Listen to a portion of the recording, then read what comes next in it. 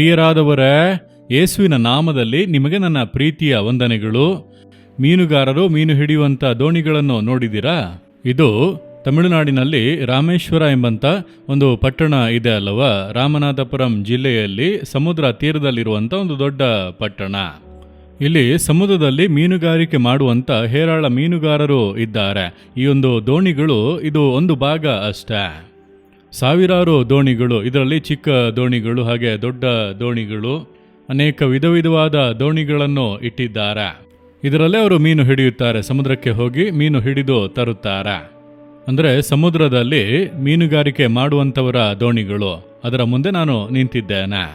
ಯೇಸು ಕ್ರಿಸ್ತನು ಗಲಿಲಾಯ ಸಮುದ್ರದ ತೀರದಲ್ಲಿ ನಿಂತು ಮೀನು ಹಿಡಿಯುತ್ತಾ ಇದ್ದವರನ್ನು ತನ್ನ ಶಿಷ್ಯರನ್ನಾಗಿ ಆರಿಸಿಕೊಂಡನು.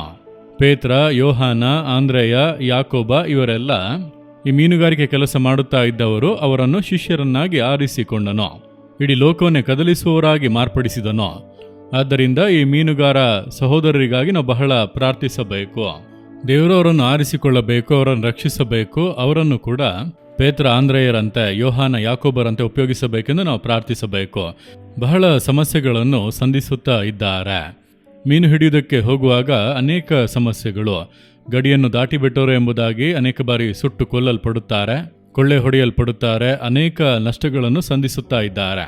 ಅವರು ಸಂಧಿಸುವಂಥ ಸಮಸ್ಯೆಗಳು ಬಹಳ ದೊಡ್ಡದು. ರಾತ್ರಿ ಪೂರ್ತಿ ಸಮುದ್ರದಲ್ಲೇ ಇರುತ್ತಾರೆ. ಅದರಲ್ಲಿ ಎಷ್ಟು ದೂರದವರೆಗೂ ಕೂಡ ಒಳಗೆ ಹೋಗಿದ್ದೇವೆ ಎಂಬುದಾಗಿ ಅವರಿಗೆ ತಿಳಿಯದು.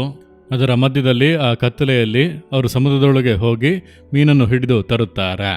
ಅವರಿಗಾಗಿ ನಾವು ದೇವರ ಸಮ್ಮುಖದಲ್ಲಿ ಖಂಡಿತವಾಗಿ ಪ್ರಾರ್ಥನೆ ಮಾಡಬೇಕು. ಸರಿ, ಇಂದು ದೇವರು ನನಗೆ ಯಾವ ವಾಕ್ಯವನ್ನು ಇಟ್ಟಿದ್ದಾರೆ ಎಂಬುದಾಗಿ ಅಂದುಕೊಳ್ಳುತ್ತೀರಾ? ಧರ್ಮೋಪದೇಶ ಕಾಂಡ 28:14 ವಾಕ್ಯ. ಕರ್ತನು ನಿಮ್ಮನ್ನು ಅಧೀನ ಮಾಡದೆ ಎಲ್ಲರಿಗೂ ಶಿರಸ್ಸನ್ನಾಗಿಯೇ ಮಾಡುವನು. ನೀವೆಲ್ಲರಿಗಿಂತಲೂ ಮೇಲಣವರಾಗುವಿರೇ ಹೊರತು ಕೆಳಗಣವರಾಗುವುದಿಲ್ಲ. ನಿಮ್ಮ ನೋಡಿ ಹೇಳುತ್ತಾರೆ, ಕರ್ತನು ನಿಮ್ಮನ್ನು ಅಧೀನ ಮಾಡದೆ ಶಿರಸ್ಸನ್ನಾಗಿ ಮಾಡುವನು, ಕೆಳಗಣವರಲ್ಲ ಮೇಲಣವರನ್ನಾಗಿ ಮಾಡುವನು. ಅಂದರೆ ಏನರ್ಥ? ನಾನು ನಿಮ್ಮನ್ನು ಮೊದಲ ಸ್ಥಾನದಲ್ಲಿ ಇಡುತ್ತೇನೆ. ನೀವು ಓದುತ್ತಾ ಇದ್ದೀರಾ, ಓದಿನಲ್ಲಿ ನೀವು ಮೊದಲ ಸ್ಥಾನದಲ್ಲಿ ಜಯವನ್ನು ಹೊಂದಬೇಕು. ನೀವು ಕೆಲಸ ಮಾಡುತ್ತಾ ಇದ್ದೀರಾ, ಕೆಲಸದಲ್ಲಿ ಮೊದಲ ಸ್ಥಾನ, ಉನ್ನತವಾದ ಸ್ಥಾನದಲ್ಲಿ ನಿಮ್ಮ ಸಾಮರ್ಥ್ಯ, ನಿಮ್ಮ ಜ್ಞಾನವು ಪ್ರಕಟವಾಗಿ ಮೊದಲ ಸ್ಥಾನದಲ್ಲಿ ನೀವು ಇರಬೇಕು. ನೀವು ವ್ಯವಹಾರ ಮಾಡುತ್ತಾ ಇದ್ದೀರಾ, ನಿಮ್ಮ ಬಿಸ್ನೆಸ್ನಲ್ಲಿ, ನಿಮ್ಮ ಏರಿಯಾದಲ್ಲಿ ನೀವೇ ನಂಬರ್ 1 ಆಗಿ ಮೊದಲ ಸ್ಥಾನದಲ್ಲಿ ಇರಬೇಕು. ಇದುವೇ ದೇವರ ಇಷ್ಟ.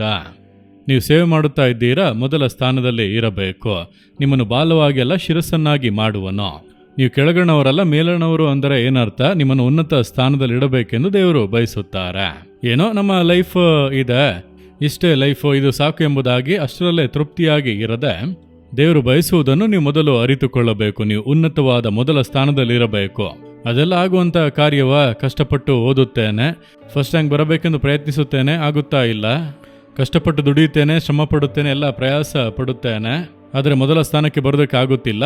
ಬಿಸ್ನೆಸ್ಗಾಗಿ ಎಷ್ಟೋ ಕಷ್ಟಪಟ್ಟು ಹಗಲು ರಾತ್ರಿ ದುಡಿಯುತ್ತಾ ಇದ್ದೇನೆ, ಅಂದೊಂದಿನ ಅವಶ್ಯಕತೆಗಳಿಗೆ ಸರಿಯಾಗಿದೆ ಅಷ್ಟೇ, ನಾವು ಉನ್ನತಿಗೆ ಬರೋದಕ್ಕಾಗುತ್ತಾ ಇಲ್ಲ ಅನ್ನುತ್ತೀರಾ? ದೇವರು ನಿಮ್ಮನ್ನು ಉನ್ನತ ಸ್ಥಾನದಲ್ಲಿಡಲು ಬಯಸುತ್ತಾರೆ. ನೀವು ಅದನ್ನು ಬಯಸಬೇಕು. ದೇವರೇ, ನೀವು ಹೇಳಿದ್ದೀರಿ ಈ ವಾಗ್ದಾನ ನನಗಾಗಿ, ನನ್ನನ್ನು ನೀವು ಶಿರಸ್ಸನ್ನಾಗಿ ಮಾಡುವಿರಿ, ಮೇಲಣವರಾಗಿ ಮಾಡುವಿರಿ, ನಾನು ನಂಬುತ್ತೇನೆಂದು ಹೇಳಿರಿ. ನೀವು ನಂಬಿ ವಾಗ್ದಾನವನ್ನು ಇಟ್ಟು ಪ್ರಾರ್ಥನೆ ಮಾಡಬೇಕು. ಸರಿನಾ? ನೀವು ಪ್ರಾರ್ಥನೆ ಮಾಡಿದರೆ ಮಾತ್ರ ಸಾಲದು. ನಾವು ಪ್ರಾರ್ಥನೆ ಮಾಡುತ್ತೇವೆ, ನಂತರ ದೇವರು ಒಂದನ್ನು ಎದುರು ನೋಡುತ್ತಾರೆ. ಏನು ಗೊತ್ತಾ? ಧರ್ಮೋಪದೇಶ ಕಾಂಡ 28 ಮೊದಲನೇ ವಾಕ್ಯದಲ್ಲಿ, ನೀವು ಆತನ ಆಜ್ಞೆಗಳನ್ನು ಅನುಸರಿಸಿ ನಡೆಯುವುದಾದರೆ, ನಿನ್ನ ದೇವರಾದ ಯೆಹೋವನ ಮಾತಿಗೆ ಕಿವಿಗೊಟ್ಟು ನಡೆದರೆ ಈ ಶುಭಗಳೆಲ್ಲ ನಿನಗೆ ಪ್ರಾಪ್ತವಾಗುವುದು. ಅಂದರೆ ಕೇವಲ ಪ್ರಾರ್ಥನೆ ಮಾಡಿದರೆ ಮಾತ್ರ ಸಾಲದು. ದೇವರು ಅದಕ್ಕೊಂದು ಕಂಡೀಷನ್ ಹೇಳುತ್ತಾರೆ. ದೇವರ ಕಟ್ಟಲೆ ದೇವರು ನಮಗೆ ಬರೆದು ಕೊಟ್ಟಿದ್ದಾರೆ, ಹೇಗೆ ಬಾಳಬೇಕು ಎಂಬುದಾಗಿ. ಅದಕ್ಕೆ ನಮ್ಮನ್ನು ಒಪ್ಪಿಸಿ ಕೊಟ್ಟು ಆತನ ಮಾತಿಗೆ ನಾವು ಕಿವಿಗೊಡಬೇಕಂತೆ. ಆತನು ಮಾತನಾಡಲು ಸಿದ್ಧವಾಗಿದ್ದಾನೆ. ಹಾಗಾದರೆ ನೀವು ಪ್ರತಿನಿತ್ಯ ಆತನ ಮಾತುಗಳನ್ನು ಕೇಳಿ ಕಾರ್ಯಗಳನ್ನು ಮಾಡಬೇಕು. ನೀವು ಓದುತ್ತಾ ಇದ್ದರು, ಕೆಲಸ ಮಾಡುತ್ತಾ ಇದ್ದರು, ಬಿಸ್ನೆಸ್ ಮಾಡುತ್ತಾ ಇದ್ದರು, ಸೇವೆ ಮಾಡುತ್ತಾ ಇದ್ದರು, ಇಂದು ನಾನೇನು ಮಾಡಬೇಕು, ಹೇಗೆ ಮಾಡಬೇಕು? ದೇವರೇ ನನ್ನೊಂದಿಗೆ ಮಾತನಾಡಿ. ದೇವರ ಸಮ್ಮುಖದಲ್ಲಿ ಆತನೊಂದಿಗೆ ಅನ್ಯೋನ್ಯವಾಗಿ ಬಾಳುವಂಥ ಅನುಭವದೊಳಗೆ ನೀವು ಬರಬೇಕು. ಅದುವೇ ದೇವರ ಇಷ್ಟ. ಮಗನೇ, ಮಗಳೇ, ನಿನ್ನೊಂದಿಗೆ ಮಾತನಾಡಲು ನಾನು ಇಷ್ಟಪಡುತ್ತೇನೆ, ನಿನಗೆ ಆಲೋಚನೆ ಕೊಡಲು ನಾನು ಬಯಸುತ್ತೇನೆ. ನಾನು ಹೇಳುವಂತೆ ನೀನು ಮಾಡಿದರೆ ನೀನು ಮೊದಲ ಸ್ಥಾನಕ್ಕೆ ಬರುತ್ತೀಯಾ ಎಂಬುದಾಗಿ. ನೋಡಿರಿ, ಒಬ್ಬರು ಬಡ ತಾಯಿ, ಅವರು ಈ ಒಂದು ಹಸುಗಳನ್ನು ಸಾಕಿ ಹಾಲು ಮಾರಿ ಜೀವನ ನಡೆಸುತ್ತಾ ಇದ್ದವರು. ಅವರ ಮನೆಯಲ್ಲಿ ಶಾಪ ಇದ್ದದ್ದರಿಂದ 10 ವರ್ಷದಲ್ಲಿ ಸುಮಾರು 200 ಕರುಗಳು ಸತ್ತು ಹೋದವು. ಹಾಗಾಗಿ ಇದೊಂದು ಶಾಪ ಎಂದು ಮಾಟಮಂತ್ರ ಎಲ್ಲ ಮಾಡಿ ಹಸುಗಳಿಗೆ ತಾಯ್ತ ಎಲ್ಲ ಕಟ್ಟಿದರೂ ಏನೂ ಆಗಲಿಲ್ಲ. ನಂತರ ಅವರು ಸಂದೇಶವನ್ನು ಕೇಳಿ ಯೇಸುವಿನ ಕುರಿತಾಗಿ ಅರಿತು ತನ್ನ ಜೀವಿತವನ್ನು ಒಪ್ಪಿಸಿಕೊಟ್ಟು ಶಾಪಗಳಿಂದ ಬಿಡುಗಡೆ ಹೊಂದಿದರು. ಈಗ ಕರುಗಳು ಸಾಯುತ್ತಾ ಇಲ್ಲ, ಜೀವದಿಂದ ಇದೆ, ಬಹಳ ಸಂತೋಷ. ಇನ್ನು ಮುಂದೆ ದೇವರು ನಮ್ಮನ್ನು ಆಶೀರ್ವದಿಸುತ್ತಾರೆಂಬುದಾಗಿ ಕಾಯುವಾಗ ಹಾಲಿನ ವ್ಯಾಪಾರದಲ್ಲಿ ಲಾಭ ಇಲ್ಲ, ನಷ್ಟ ಉಂಟಾಗುತ್ತಾ ಇದೆ. ಹಾಗಾಗಿ ಒಂದು ದಿನ ದೇವರ ಮುಂದೆ ಹೋದರು. ಒಂದು ಗ್ರಾಮದಲ್ಲಿರುವಂಥ ಒಬ್ಬರು ಬಡ ತಾಯಿ. ಅವರು, ಯೇಸುವೆ, ನಾನು ನಿಮ್ಮ ಬಳಿಗೆ ಬಂದಿದ್ದೇನೆ, ನೀವು ಶಾಪಗಳನ್ನೆಲ್ಲ ನೀಗಿಸಿದ್ದೀರಿ, ಆದರೆ ಪರಿಪೂರ್ಣ ಆಶೀರ್ವಾದ ಇಲ್ಲವಲ್ಲ, ನನ್ನ ವ್ಯಾಪಾರದಲ್ಲಿ ನಷ್ಟ ಉಂಟಾಗುತ್ತಾ ಇದೆ, ಲಾಭವನ್ನು ಕಾಣೋದಕ್ಕೆ ಆಗುತ್ತಾ ಇಲ್ಲ. ಆ ರೀತಿ ಅವರು ದೇವರ ಮುಂದೆ ಕೇಳುವಾಗ ಅವರೇ ಹೇಳಿದರು, ಕರ್ತನು ಹೇಳಿದನು, ಮಗಳೇ, ನೀನು ಹಾಲಿಗೆ ನೀರು ಹಾಕಿ ವ್ಯಾಪಾರ ಮಾಡುತ್ತೀಯ, ನಾನು ಹೇಗೆ ನಿನ್ನನ್ನು ಆಶೀರ್ವದಿಸಲು ಸಾಧ್ಯ? ನಂಬಿಗಸ್ತತೆ ಇಲ್ಲ. ಹಾಗಾದ್ರೆ ನೀರು ಬೆರೆಸಬಾರದ ದೇವರೇ, ಬೆರೆಸಬಾರದು ಮಗಳೇ, ಶುದ್ಧವಾದ ಹಾಲನ್ನು ಜನರಿಗೆ ಕೊಡು. ಅಂದರೆ ಅವರು ಅದುವರೆಗೂ ಏನು ಅಂದುಕೊಂಡಿದ್ದರು ಅಂದರೆ, ಹಾಲಿಗೆ ನೀರು ಹಾಕಿ ವ್ಯಾಪಾರ ಮಾಡುವುದು ತಪ್ಪಲ್ಲ, ಯಾಕಂದರೆ ಎಲ್ಲ ಮಾಡುತ್ತಾರೆ, ಎಲ್ಲರೂ ಕೂಡ ನೀರು ಹಾಕಿಯೇ ಹಾಲಿನ ವ್ಯಾಪಾರ ಮಾಡುತ್ತಾರೆ. ಕೆಲವರು ತಿಳಿಯದ ಹಾಗೆ ನೀರನ್ನು ಬೆರೆಸುತ್ತಾರೆ, ಕೆಲವರು ತಿಳಿದು ಬೆರೆಸುತ್ತಾರೆ, ಕಲಬೆರಿಕೆ ಮಾಡಿಯೇ ಬಿಸ್ನೆಸ್ ಮಾಡುವುದು. ಇವರಿಗೆ ತಿಳಿಯೋದು, ಇಷ್ಟು ವರ್ಷಗಳಾಗಿ ಹಾಗೆ ಮಾಡಿಬಿಟ್ಟರ. ಈಗ ದೇವರು ಹೇಳುತ್ತಾರೆ, ನೀರು ಬೆರೆಸಬಾರದು. ನಿಮಗೆ ಹೇಗೆ ಗೊತ್ತಂದ್ರೆ ಅವರೇ ಹೇಳಿದರು, ಅವರ ಸಾಕ್ಷಿ ನಮ್ಮ ಬಳಿಯಲ್ಲಿ ಇದೆ. ದೇವರ ಹೃದಯದಲ್ಲಿ ಸ್ಪಷ್ಟವಾಗಿ ಮಾತನಾಡಿದರು, ಕರ್ತನೆ ಹೇಳಿದನೆಂದು ಹೇಳುತ್ತಾರೆ.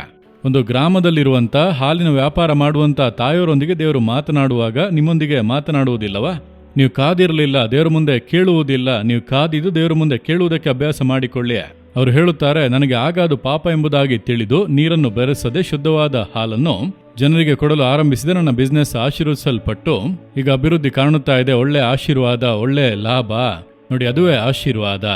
ನೋಡಿರಿ, ಅದನ್ನೇ ದೇವರು ಬಯಸುತ್ತಾರೆ. ಕರ್ತನ ಮಾತಿಗೆ ಕಿವಿಗೊಟ್ಟು ಆತನು ಹೇಳಿದಂತೆ ನಡೆಯುವುದಕ್ಕೆ ಅರ್ಪಿಸಿಕೊಂಡರೆ ಈ ವಾಗ್ದಾನ ನೆರವೇರುತ್ತದೆ. ನೀವು ನಂಬರ್ 1 ಆಗಿರುತ್ತೀರಿ, ಉನ್ನತಕ್ಕೇರುವಿರಿ, ನೀವು ಶಿರಸ್ಸಾಗಿರುವಿರಿ, ಬಾಲವಾಗಿ ಅಲ್ಲ ಎಂಬುದಾಗಿ ದೇವರು ಹೇಳುತ್ತಾರೆ. ಒಪ್ಪಿಸಿಕೊಡುತ್ತೀರಾ? ದೇವರೇ, ನನ್ನೊಂದಿಗೂ ಮಾತನಾಡಬೇಕು, ನನಗೆ ಅನುಭವ ಬೇಕು, ನಾನು ಕಾದಿದ್ದು ನಿಮ್ಮ ಮಾತುಗಳನ್ನು ಕೇಳುವಂತ ಅನುಭವವನ್ನು ಹೊಂದಿಕೊಳ್ಳಬೇಕು.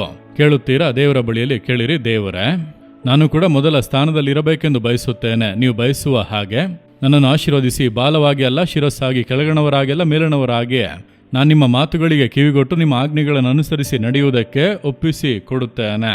ನನ್ನೊಂದಿಗೆ ಮಾತನಾಡಿ ನನ್ನನ್ನು ಸರಿಪಡಿಸಿ ನನ್ನನ್ನು ಮುನ್ನಡೆಸಿ. ಯೇಸುವಿನ ನಾಮದಲ್ಲಿ ಪ್ರಾರ್ಥಿಸುತ್ತೇನೆ ತಂದೆಯೇ, ಆಮೇನ್, ಆಮೇನ್. Jesus redeem Kannada YouTube channel ಅನ್ನು ಸಬ್ಸ್ಕ್ರೈಬ್ ಮಾಡಿ. ಸಬ್ಸ್ಕ್ರೈಬ್ ಬಟನ್ ಕ್ಲಿಕ್ ಮಾಡಿ ಮತ್ತು ಬೆಲ್ ಬಟನ್ ಒತ್ತಿ. ಅನುದಿನ ಕಾರ್ಯಕ್ರಮದ ಮಾಹಿತಿ ಪಡೆಯಿರಿ.